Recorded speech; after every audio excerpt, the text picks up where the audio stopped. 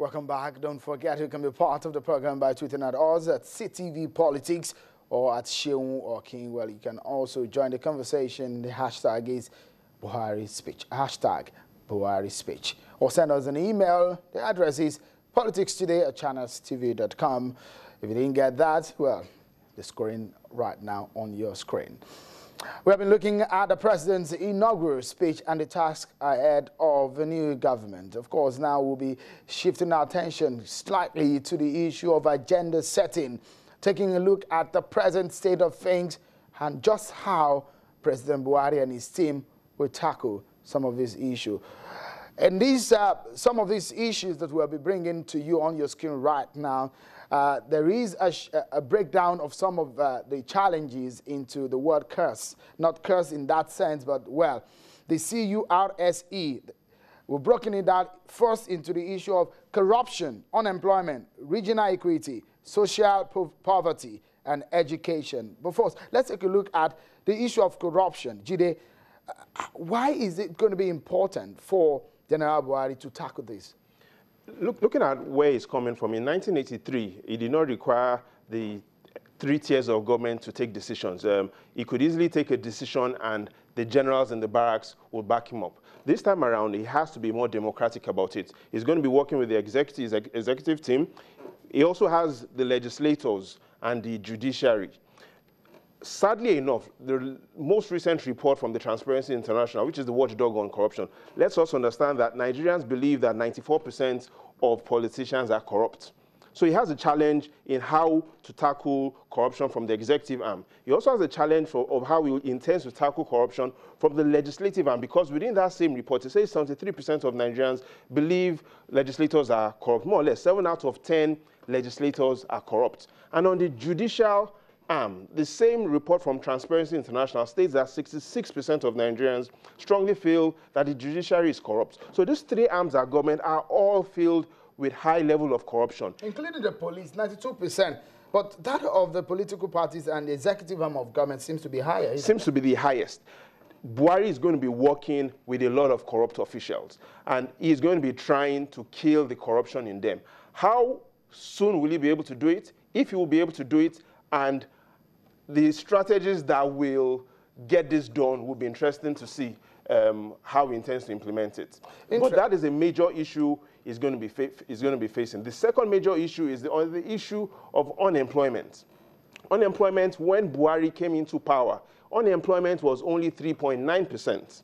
when he came into power in 1983. As a military head of state. As a military head of state. Right now, unemployment has grown 6-fold. It's currently 24.3%. In simple terms, Buhari has to work 6 times harder than he intended to work when he came into power in 1983. The last time unemployment was single digits in the country was in 1999, when unemployment rate then was 8.2%. So right now, Buhari is coming in from an atmosphere when in 1983, he thought things were bad when unemployment was only 3.9%. To an economy right now where unemployment is upwards of 24%. Those are the key issues he's going to have to deal with when it comes to the unemployment rates. Expecting him to perform a miracle will be unfair, isn't it? Because of, I mean, the rate at which things have gone. Expecting him to perform a miracle might not be unfair, because in reality, even though it's a 4-year term he really only has 3 years for effective work. We know that in the last 1 year is the build-up to the next elections. So within the next 3 years, he has to find a way of solving corruption significantly.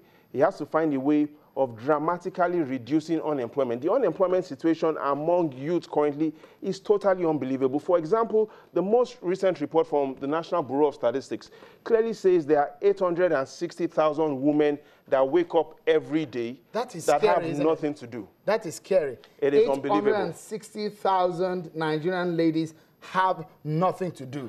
Effectively, they wake up every day, sit on their balconies, and they have no where to go. Or some of them are on the street looking for jobs, isn't it?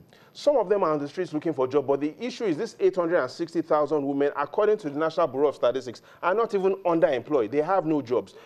To be able to put a better picture on this, look at the Wembley Stadium. The Wembley Stadium seats about 90,000 people. It effectively means that for only the unemployed women in Nigeria, we will need about 10 Wembley stadiums to even just sit the unemployed women. That's how large. That's how large unemployed ladies are in Nigeria. It's enormous, isn't it? 10 Wembley stadiums shown.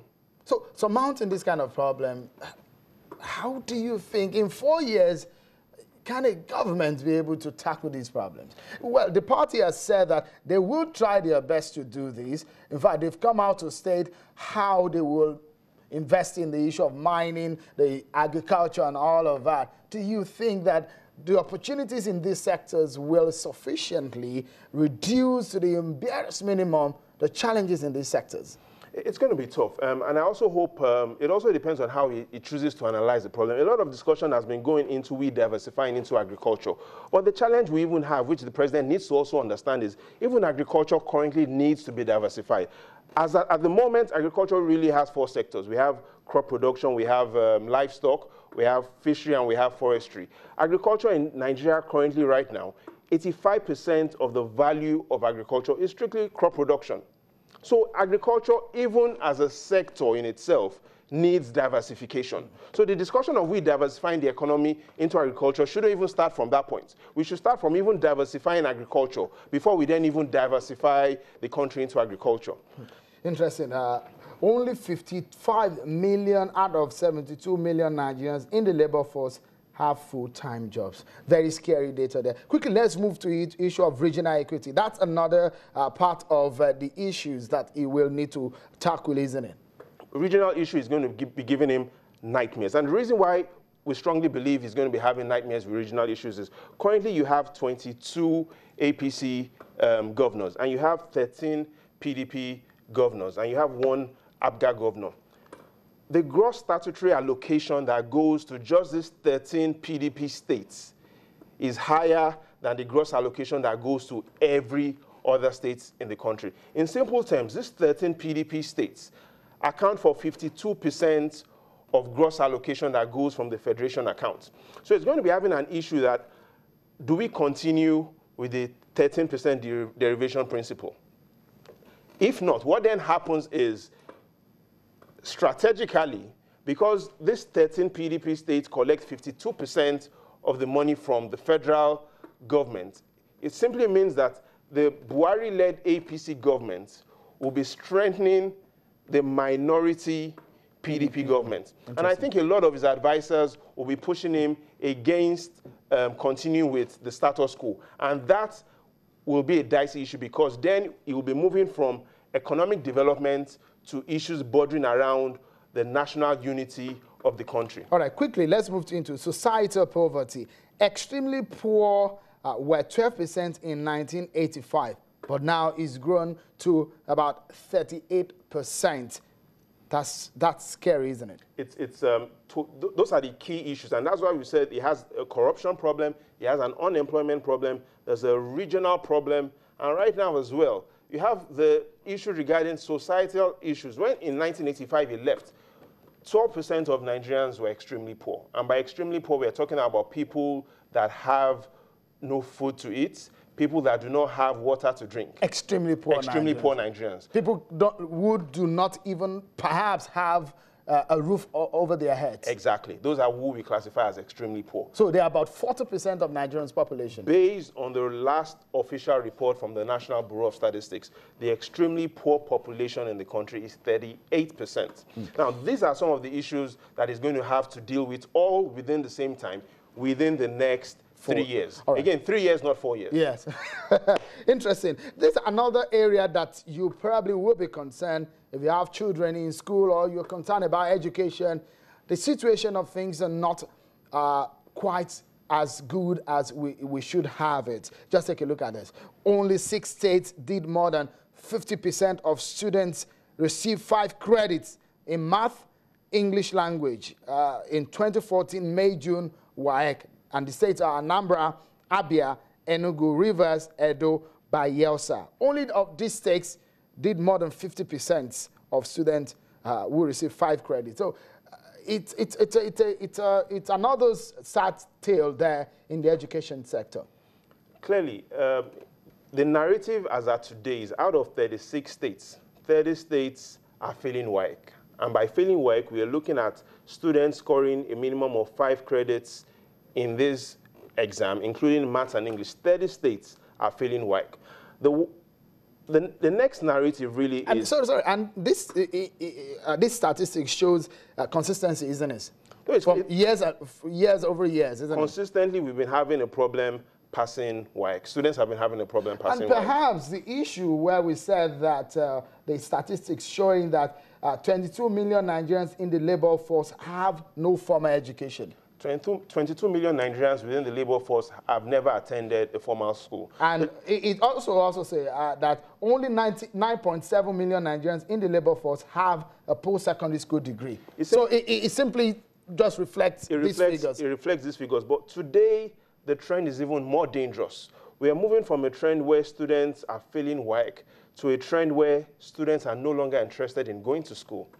The challenge is, in 2010, you had same thing, the May-June exams, you had 1.3 million students in 2010. That grew to 1.6 million students that sat for the May-June WAEC. So we moved from 1.3 million students writing these exams in 2010 to 1.6 million in 2012. Now, between 2012 and 2014, it's been flat. Only 1.6 million students, no growth. So there are two issues he faces. The first is there's a large failure rate in WAEC. The second issue is students are no longer interested in going to school, or rather Nigerian students or the Nigerian young people do not want to go to school anymore. Interesting. Well, we have to just pause a moment. Don't forget, Simon Kalawale is still there in London, but we will give you an idea of what this documentary is all about. The PDP has been the ruling party since 1999, and it's had it good, so to say, because it controls several states of the country in most of the elections from 1999 to 2011. In 2015,